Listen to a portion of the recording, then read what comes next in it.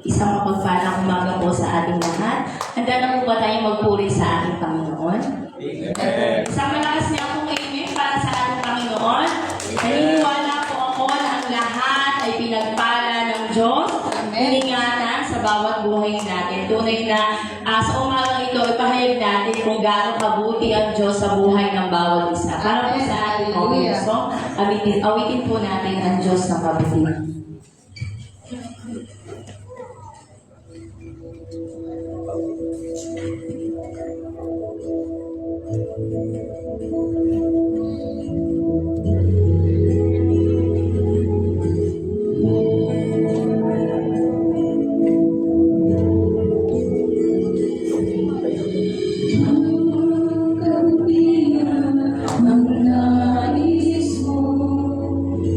Ibinigay